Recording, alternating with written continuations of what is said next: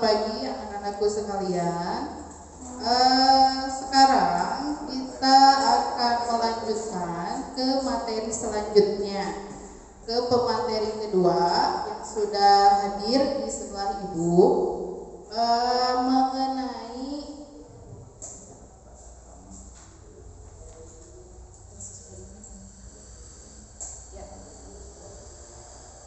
materinya mungkin nanti akan dijelaskan oleh beliau. Ibu hanya akan menjelaskan sedikit saja identitas beliau ini yang bernama Pak Bubun.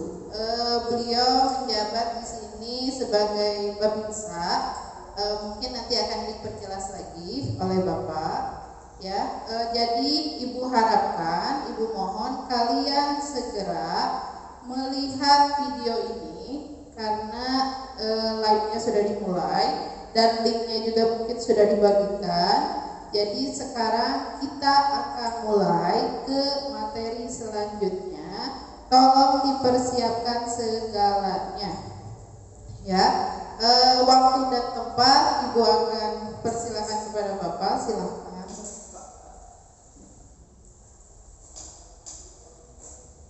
Terima kasih atas waktunya kepada pihak sekolah dari Ibu Yana sebagai pembawa acara.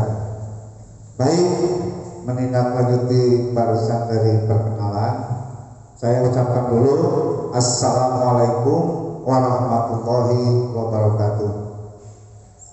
Sampurasun semuanya. Alhamdulillah alamin. Wa bihi nasta'inu ala umuri dunya waddin wa ala alihi wa sahbihi ajmain. Amma ba'du.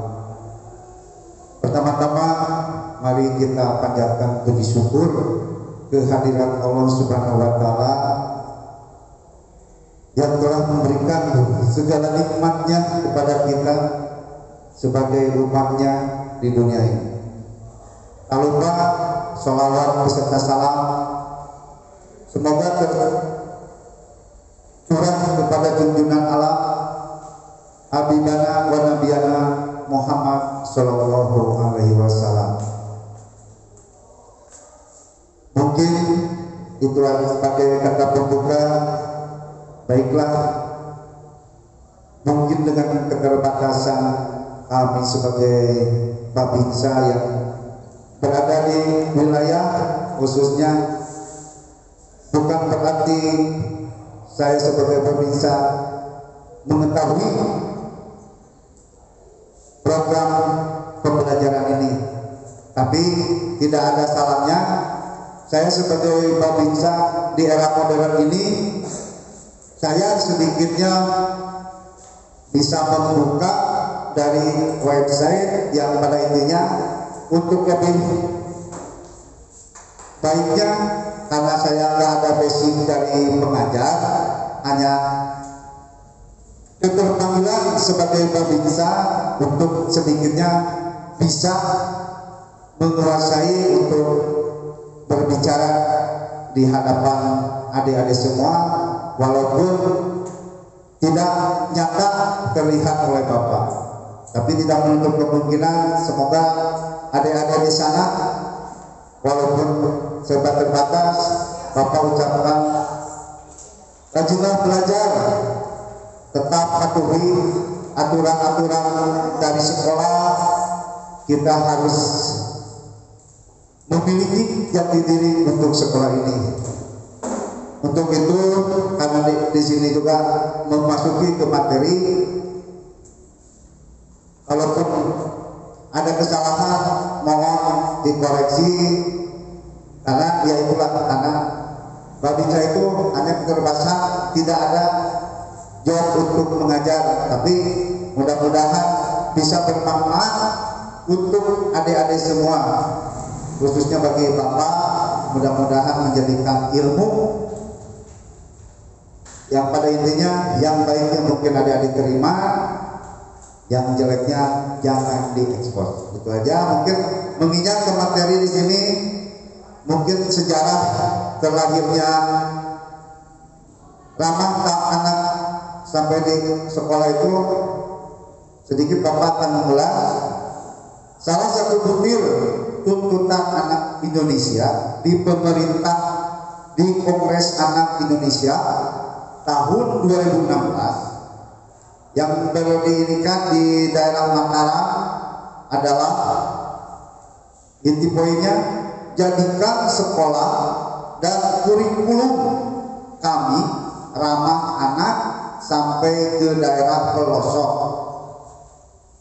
Artikel berikut ini akan membahas tentang ramah anak. Ramah anak, ada banyak pendapat tentang sekolah yang ramah anak ini. Anda juga bisa mengutarakan pendapat Anda tentang kriteria sekolah ramah anak di kolom komentar. Adapun di sini mungkin kita tetap harus berdasarkan referensi ini.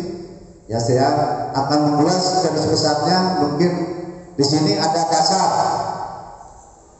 Dasarnya yang pertama, Undang-Undang Sisdiknas nomor 20 tahun 2013 pasal 1 menyebutkan pemenuhan hak pendidikan anak sekolah adalah usaha sadar dan terencana untuk mewujudkan suasana belajar dan proses pembelajaran agar peserta didik pada usia anak secara aktif mengembangkan potensi dirinya untuk memiliki kekuatan spiritual agama, pengendalian diri, kepribadian, kecerdasan, akhlak mulia, serta keterampilan yang diperlukan dirinya, masyarakat, bangsa, dan negara.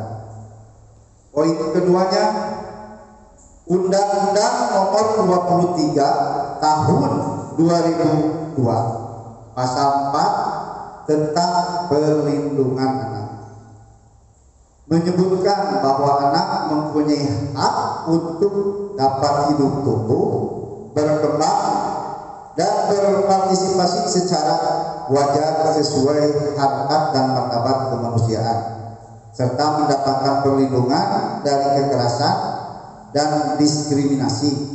Disebutkan di atas, salah satunya adalah berpartisipasi yang dijabarkan sebagai hak untuk berpendapat dan didengarkan suaranya.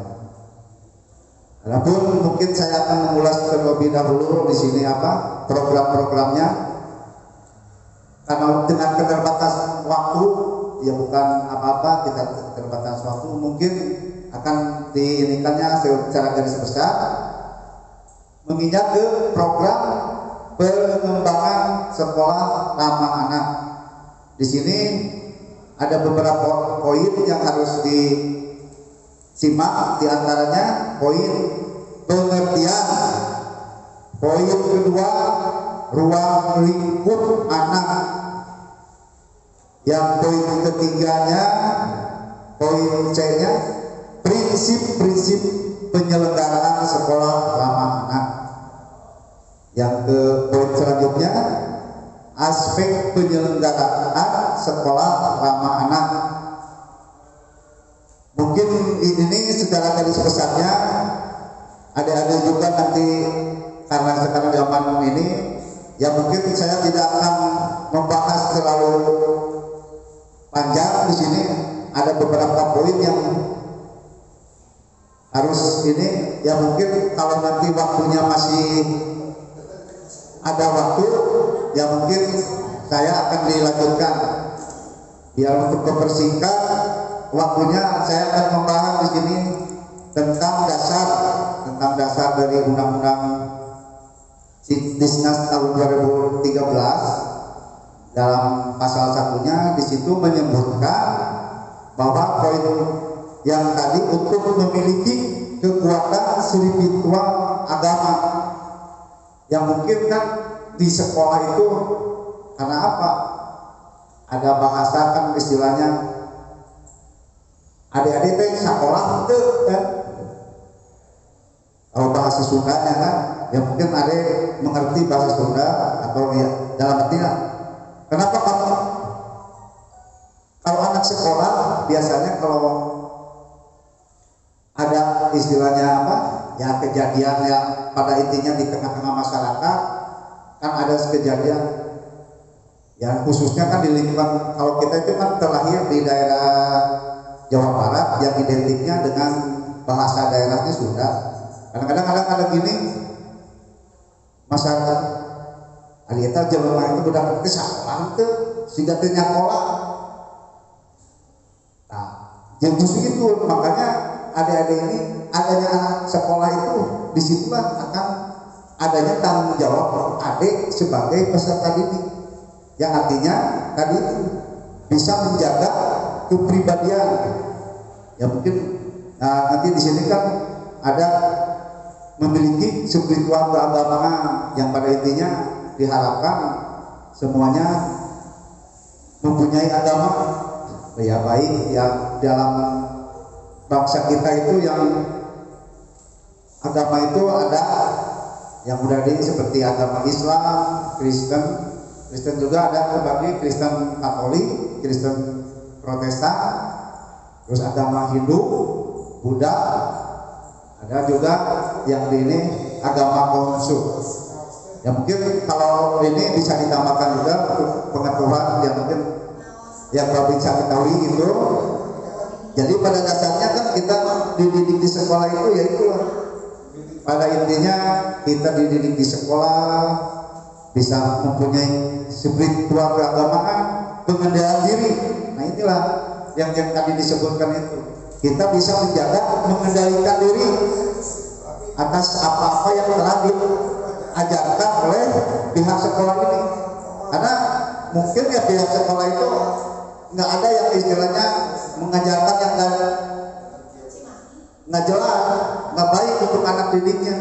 Pasti mengajarkan hal-hal yang baik. Yang salahnya apa? Yang salahnya adik-adik sendiri nggak mempunyai kedisiplinan untuk mengikuti aturan-aturan yang tertuang sesuai dengan di pasal ini. Yaitulah pengendalian diri, kepribadian adik-adik semua, tingkat kecerdasan tergantung dalam artian tidak ada tercipta istilahnya insan itu terlahir bodoh, bukan terlahir bodoh. Pada intinya bodoh tergantung dengan niat sendiri. Kenapa? Kalau kita bisa belajar, kalaupun ini ya ada peribahasa apa, air menetes di batu walaupun percikan airnya sedikit, batu begitu pun apa kelasnya. Tapi kalau kita sering ini memahami, sering belajar, insya Allah nggak ada istilahnya yang kita itu terlahir bodoh. Yang terlahir bodoh yang nggak ada istilahnya untuk niat belajar kita, walaupun ya tingkat ininya berbeda, tapi semuanya kalau kita belajar bisa ini insya Allah bisa. Apalagi zaman sekarang dengan adanya apa media sosial yang begitu ini, kan ada peribahasa kalau kita dulu nanya alamat itu bingung kan, kadang-kadang kemana ya istilahnya kita punya, coba Nabi tanya aja ke Nabi, yang Nabi itu ya itu kan kadang-kadang Pak alamat ini kemana, Pak alamat ini, kadang kan ada yang tahu ada yang tahu. Tapi di era zaman sekarang kita sangat dimudahkan dengan ada media sekarang ini. Ya kadang kan kalau sekarang tanya aja ke Pak Google, kita tinggal nulis umpama kita mau ke daerah Jakarta, ke daerah mana-mana, asal di situ ada istilahnya yang namanya alamatnya jelas itu, seperti apalagi pendidikan sekolah, kantor-kantor pemerintahan, kita nggak akan sulit lagi menanyakan. Kita tinggal akses di Google Map, kita tinggal tulis saja alamat kita ke sana, insya Allah dijamin istilahnya ya 99% akan nyampe. Ya karena Bapak juga mengalami Ya karena apa? Tadinya gaptek juga, bapak juga gaptek juga pada akhirnya gini, hanya akhirnya ya itulah ya lama-lama sedikit demi sedikit ya akhirnya mengetahui. Ya alhamdulillah kita kalau kemana-mana sekarang itu tinggal pasang aplikasi itu ya mungkin kan, apalagi HP-HP sekarang itu ya Androidnya udah pada bagus. Jadi kan kenapa bukan masalah mewah atau apa ya, walaupun produk Cina yang penting kan aplikasinya bisa untuk mendukung. Ya mungkin dalam ini ya sehingga karena ada pembelajarannya ini jadi sebuah betul kita bertanggung jawab kepada undang-undang ini, sehingga kalau ada berdisiplin akan menemukan jati diri, mempunyai akhlak mulia dan keterampilan. Adapun keterampilan yang telah dipelajari ya mudah-mudahan bisa berguna untuk adik-adik sendiri. Kenapa? Di sekolah ini kita kan dididik yang tadinya tidak tahu menjadi tahu. Kalau kita benar-benar dalam hati niat ke sekolah itu untuk apa? Untuk belajar. Tapi kalau ke sekolahnya niatnya untuk main, hanya sekedar jalan tuntutan hidup kita aja ya berusaha lagi kan mesti kenyang orang, insya Allah tidak akan tercapai. Tapi di situ kalau niatnya ada dalam hati udah niat belajar, niat ke sekolah untuk apa? Menuntut ilmu. Di situ medianya ada, yaitu sekolah apa di sini sekolah SMK Bina Putra yang harus selalu ada jaga